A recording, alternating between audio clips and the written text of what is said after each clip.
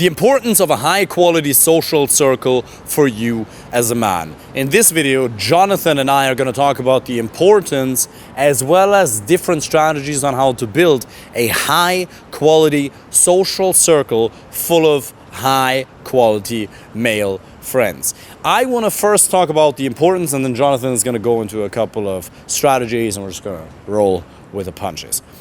You as a man have to have a network of great men, high quality men, whatever word you want to put on it, locally as well as globally, because Jordan Peterson says we outsource our sanity. That's one.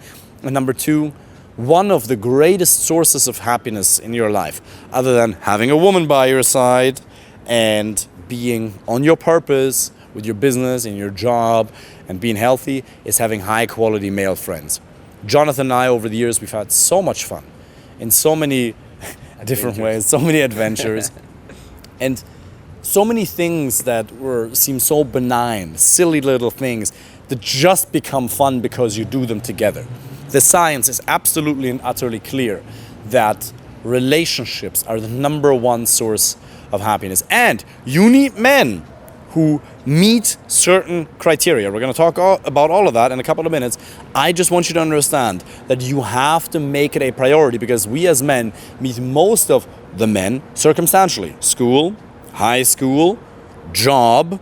But if you run your own business or you've been in a corporate environment for quite some time, it may become difficult to meet men that you actually align with, who share your politically incorrect opinions, who are into personal development as much as you are, who run businesses to the same extent as you are.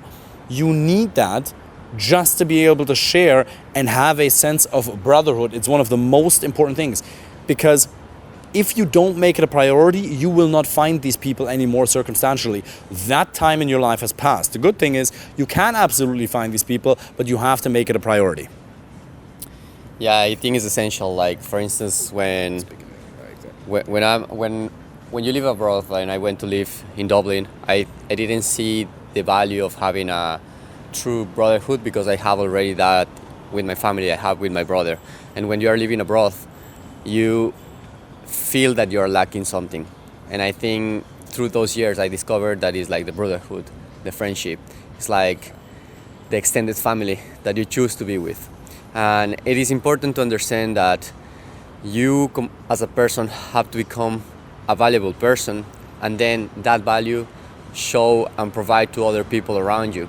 Otherwise, it is very difficult to connect with people that has your same mindset, and you will be just people pleasing other person.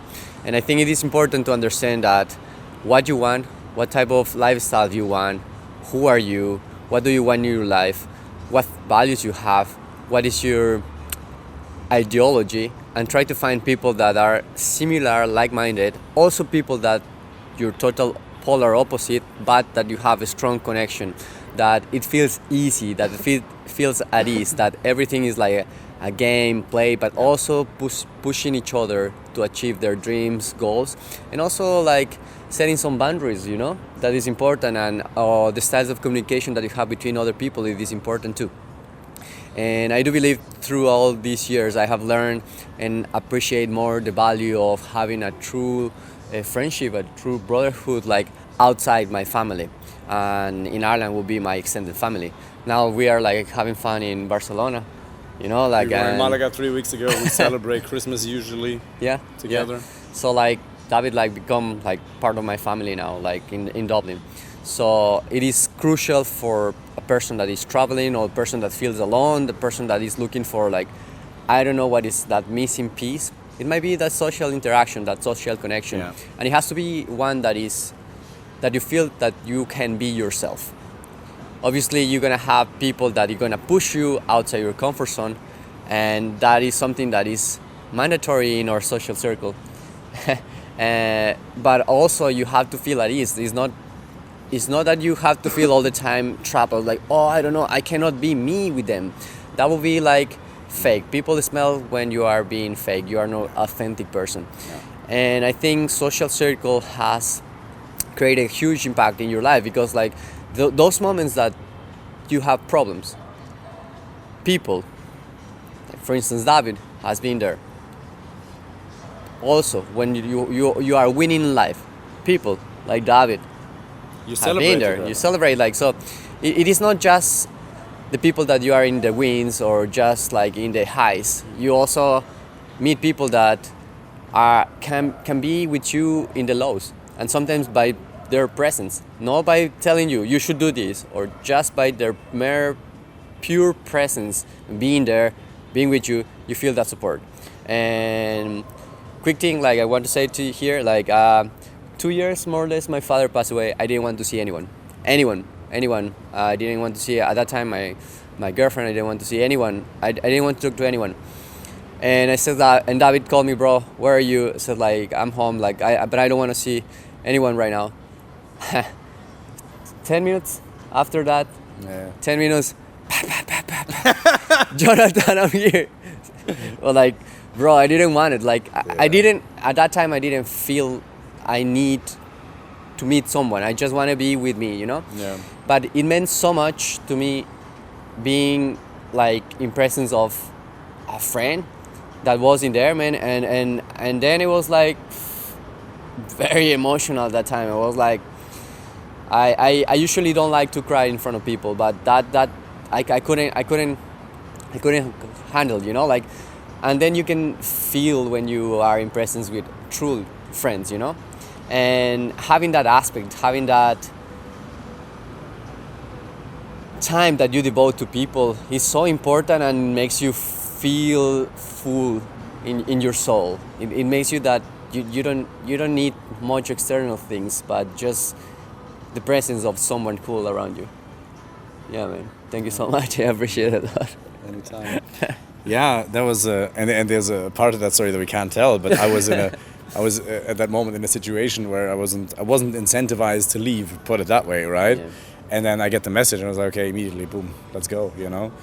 And it's those moments when it's in the low, when you just, all that's required from a person, I didn't have a solution. It was a terrible situation, obviously, but all you can do is just be there. And that's enough, but that's a beautiful thing. It's more than enough to just be there. That's all it takes. And now, for us, it was enough to just be there because we're compatible. But there's some men in your life, to take this to the next point, who are there for you, but you don't feel as excited because you're not as compatible. They may not be as driven as you in terms of success. They may not be as successful. They may not be driven towards personal development the way you are. They may not be as open-minded. They may have limiting beliefs regarding the dating life that they don't want to improve, or they're in a marriage that sucks and they're not. Whatever the case may be, you lack a degree of compatibility in certain areas. Maybe they don't even want to see you win truly. You're like, yeah, he's kind of a friend, but not really. One of the greatest reasons for the lack of joy that you're experiencing, that you've gotten accustomed to, by the way, you don't even know how much joy you're missing right now, is the lack of high quality male friends. We have so much fun with little things. We're there for each other in hard times and in good times, but it works because we're compatible. There's so many men that we've kicked out of our lives over the last however 10, 15, however many years, who just weren't right for each other, who would be happy to be there, but either they're negative, they don't truly want to see you win, they want to see you win as long as they don't do better than you, you know. It's very rare to have a friendship like that. But here's the thing. So we want to obviously give you a couple of strategies on how you can meet these people. So we met through online personal development groups, right? Yep. And then we met through a friend of a friend who were all part of an online personal development group. Cool. And then we went to dancing. Then I met Andres. And then you meet other people. So you need to get into one point. One group is masterminds, business masterminds, personal development groups, Wim Hof retreats, for example, yoga retreats, Elliot Holtz retreats, right? Various different people. Masterminds or groups. Jordan Peterson events, perhaps. Church, if you go to church. If you do jiu-jitsu, martial arts, a great environment as well. Self-selected people, is self-selected people, like-minded people, something activities that you like. For instance, dancing. Most of my friends, they love to dance. And because we have that thing, plus self-development, and plus we like to go out, plus we enjoy almost the similar podcasts, the same people, we follow similar trends. We don't have to put a mask. Because I don't know if you have felt like when we are with other people that you start to talk about personal development, the person is like, oh my god, what is that person talking about? You know, like for instance, like and it's not that we are just so like birthday parties or something. Exactly. It's birthday parties, and we start talking about personal development, sauna, ice bath, Wim Hof, some Jordan Peterson thing. But it's always the same conversation subjects. Yeah. But the funny thing today, like for instance, I don't like Burger King. I don't like I don't like to eat unhealthy stuff. You know? And he loves it. You know. For a couple of reasons for that. And the thing is that I also like enjoy to share those times too. Like you know, like today you did a Instagram, bro. Jonathan, what you're eating? Fake food. So those little things that like always in harmony of like having fun. Yes. And adding to the experience. And it's really good when we tease each other. Intent really matters. Yeah. We make fun of each other, but a lot of men make fun of each other in a spiteful way, and the intent is to harm. Yeah. The intent is to really hurt each other, maybe even just a little bit. So if you have friends, male friends, who are making fun of you, and you already know whether it comes from a warm and loving place or not, there's certain things we would never say to each other that are harmful, you know? Because we don't want to really hurt you. We tease each other, but it comes from a warm and loving place. Because, oh yeah, guys should be able to tease each other and make fun of each other. Yeah, of course. And you got to be able to make fun of each other in all ways. But what's the intent?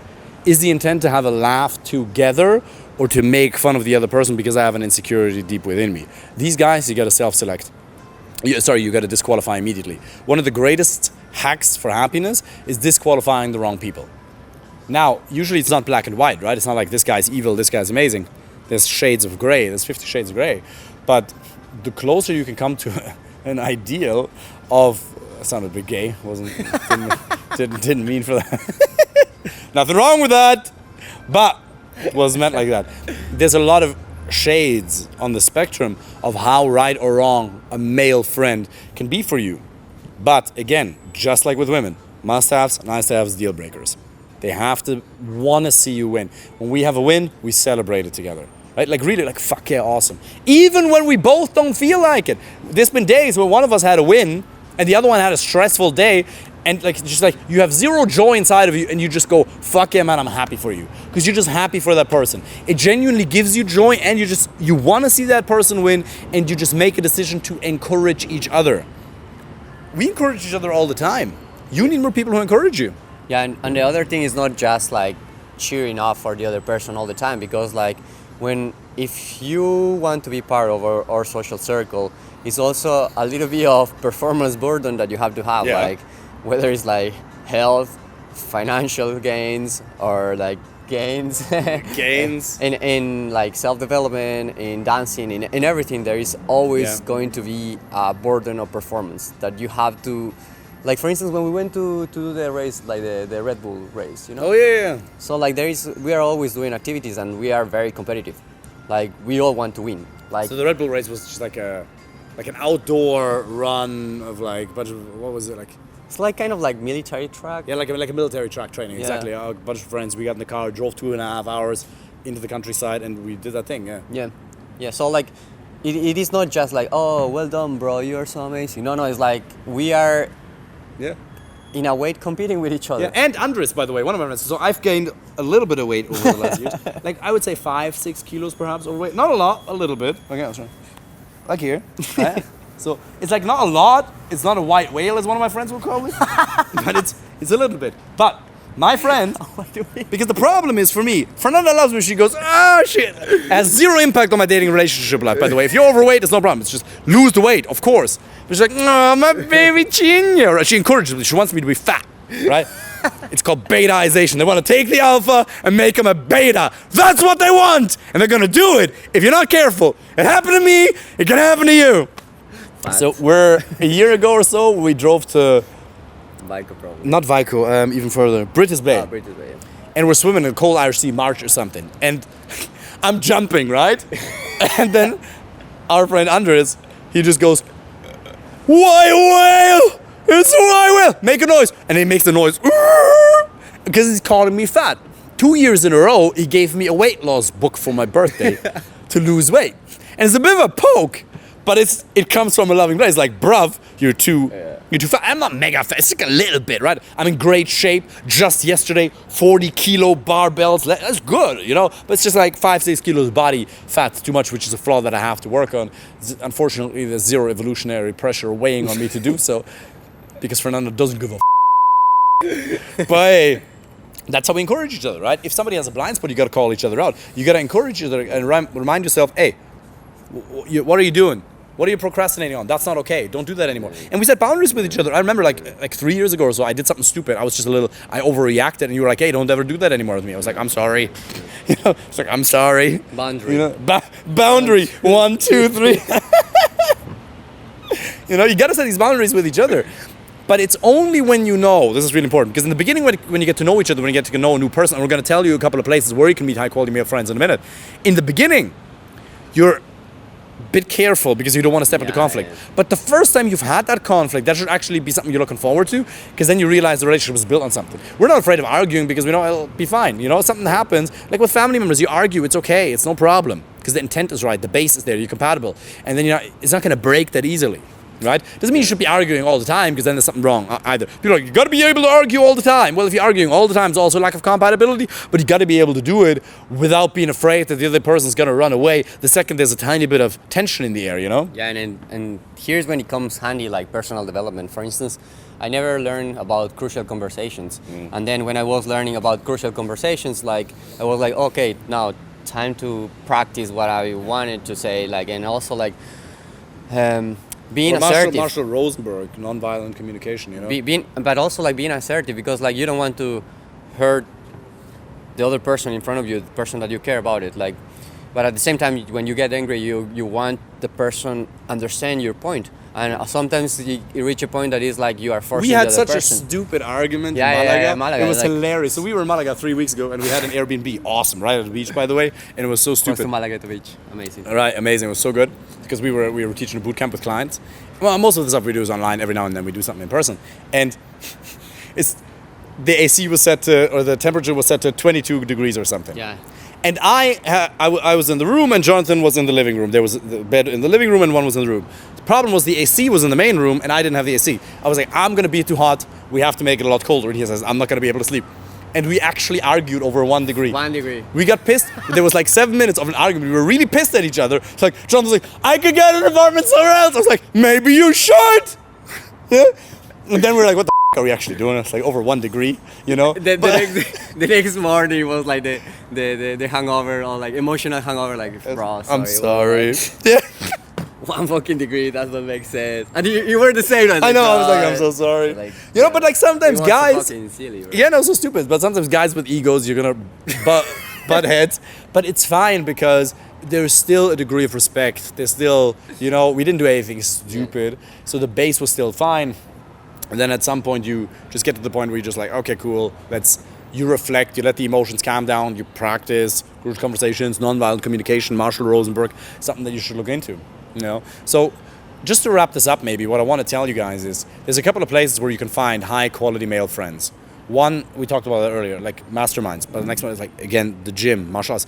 No matter how much you're paying for the gym, you should be paying maybe $200 to $300 a month for the gym. Okay, it seems like a lot, but how much money are you spending on alcohol? How much money are you spending on stupid? Okay, like, people spend $200, $300 on a night out, no issue. But then when it comes to paying for that for the gym, just because you're comparing it to general gym prices, think about it. How much would one good friendship be worth to you? Okay, you pay 2 to 3K a month for a year. Who cares? Like, what's that? Yeah, it's amazing. You're gonna meet really cool friends. I had a really cool conversation with the gym in my gym the other day, right? Like, I met some like Hollywood famous actors in my gyms, you know, like really, really, really famous. So it's interesting. You're gonna meet really interesting people. Now, that's not to say that everybody who has money is a good person. Absolutely not. You know that as well as I do. But you're gonna meet some more like proportionately, on average, some more. You're still gonna have to filter out the people, and you're gonna get to know each other, and you're gonna be a little bit careful, obviously. But the probability that you'll have at least the ambition, success, driven, open-minded towards growth type of component in common is a lot higher. Where else do you think they can meet? Like, I think it depends upon what is your hobby, what's your passion, what you're into. Yeah. From there, like, go in something that is like social. For instance, if you like boxing, you will definitely meet people like-minded that practice that the sport that you like. In my case, we're dancing, and all the people that I'm meeting, I'm trying to bring him to dance. Yeah. Come to dance, and from there, like, you start to select the same people. Probably because they liked bachata, they will try to do boxing, and they probably like to do and go meet Jordan Peterson, and then Wim like Hof, to go Wim sauna. Hof. So the same people, you will notice that they will have similar interests, and also in their social media you will see, if you post, I don't know, like some podcasts, people will say, okay, now I know the person. So you just have to screen for the people that have similar values.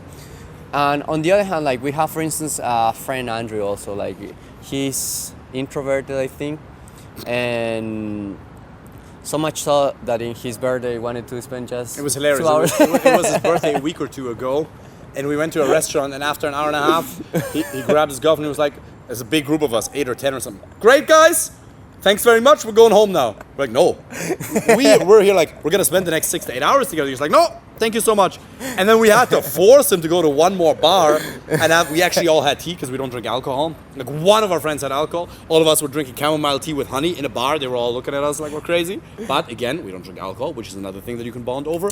But this wanted to go home. That's how introverted he is. But you know the funny thing, that even though we were drinking tea, we were dancing. Oh, yeah. With I think a guy was playing cello. What was the instrument that he was playing? Cello, yes. Yeah, so he And was, there was like a little bit of a bass and cello. someone was playing the bass and playing cello, and we're playing Imagine Dragons, some pop music, and then some Sam Smith songs. Yeah, exactly. And then what we were doing, dancing bachata, and all the people were clapping, and also like the waiter, waitress, they were doing this, like, oh my God, wasn't it? We didn't need Zero alcohol. Zero other stuff. Like nothing. chamomile Tea and a bit of honey. Yeah, that was it. What you gotta be aware of though is if Jonathan has honey in his tea, when we went back from Malaga to Dublin, so he never eats sugar, right? He has like celery juice and stuff. I eat way too much sugar. He ate like 3 Haribo gummy bears, and he's sitting there, he's like, I think I'm getting dizzy. I was like, what's going on? Bro, the sugar. It's like, I'm getting dizzy. I feel it. It's like, that's why you gotta eat sugar, otherwise it's gonna kill you. Hilarious. But anyway, it's so much fun that you can have. Set a gold standard. Aim. You have to understand that male friends will not just magically descend from the heaven. It is a goal that you have to aim for. Make a vision board. Okay, in 3 months, 6 months, in a year, this is the life that I want to live. I want to have this beautiful woman by my side. I'm going to have this beautiful woman, inside out, by the way. Somebody who can be my wife, girlfriend, life partner. And I'm going to have this group of people around me. This is how I'm going to feel. We see each other several times a week at dancing. You know, there's so much fun and joy that's being added to that. You don't even know how much you're missing out on right now. I'm not telling you that to make you feel bad. I'm telling you that because you don't even know how much emotion you've accepted. Literally like, meh. It could be awesome. Doesn't mean there aren't challenges. Everybody's gonna have challenges, gonna be tough moments, of course. But you can have so much more happiness, so much more fun. It's available to you. You're so close. You're so close. Take it serious. Have a vision, derive a plan, take action, and your life can be really, really fantastic, and you can build a truly fulfilling social circle. Yeah, and I think you have to get out from your house. Yes. Like don't. I know that it's good to have like communities, online communities, because you can type and chat in the forums and then you can meet. But I think an active sport or an activity that requires you to be physically in there, in presence with other people, will definitely help you in your social skills. And from that you can invite more people, you know, like, because sometimes if you are into, like, for instance, swimming or taking dancing lessons, not all your friends like that thing. So this is an opportunity for you to meet new people. And if the people that you have, your older friends, your former friends, then you can bring them to your world, and then you keep creating your social circle. But also it is important to understand, when you are in a social circle, that you have to also provide value. You don't have to leech value. You have to provide value, as much value as you can, because then is when you can see that the people are like, that person, why is that person has something interesting? But don't do in a codependent way, like people pleasing. No, but just doing for the sake of providing value to the community, to the social circle, to whatever place that you are. For instance, in dancing, you know, like I have a skill set of marketing, digital marketing or graphic design. Like you can provide those services to the owner of the company, of the dance company. Like you definitely have some sort of value that you can provide to wherever social circle that you are. If it's not that, you can be at least funny or fun to be around, and then you can keep introducing people to each other. So you can be the connector to each other's people. Like you always have to check on yourself what you value and how can you provide value to that community, social circle, people around you, but not in a codependent way. Yeah. Not in a codependent way. Very important. Dependence, independence, interdependence. Right? I think that would be a good subject for another video. Awesome, guys. Put it into practice. I hope we're able to inspire you, give you some practical ideas as well. And again, if you want us to help you with that personally, find the right girlfriend, life partner, or wife. It's an amazing, beautiful woman, inside out, somebody that you can build a family with. Build an amazing social circle. Click the link underneath this video. Apply for a free initial consultation call. Looking forward to seeing you soon. See ya. Thank you, guys. That was awesome, bro. Thank you so much. Thank you.